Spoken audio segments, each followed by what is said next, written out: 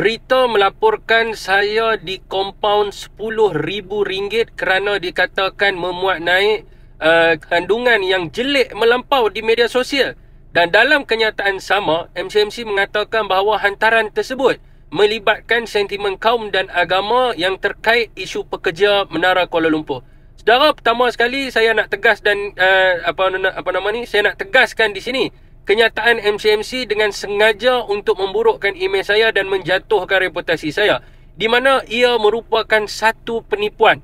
Saudara dan saudari, saya dipanggil ke pejabat MCMC sebelum ini berkaitan video Menara Kuala Lumpur tergadai, di mana pihak MCMC mengatakan bahawa saya memberi maksud bahawa Menara Kuala Lumpur telah dijual, di mana saya menegaskan bahawa maksud tergadai adalah pegangan equity. Dan saya juga menyerahkan jawapan menteri bertarikh 2022 berkaitan Dasar Keselamatan Equity (ESN), di mana menetapkan pelaksanaan ESN dibuat bagi memastikan pemilikan equity sektor Operates Bumiputera dapat dikekalkan dan ditingkatkan ke arah mencapai sasaran 30% pemilikan equity Bumiputera. Dan dalam kes Menara Kuala Lumpur, dahulunya pegangan equity Bumiputera adalah 100% dan sekarang hanya 30% saja. Dan adakah salah jika rakyat bertanya soal dasar kerajaan sekarang? Untuk maklumat, tidak ada sebarang siasatan terkait isu agama dan kaum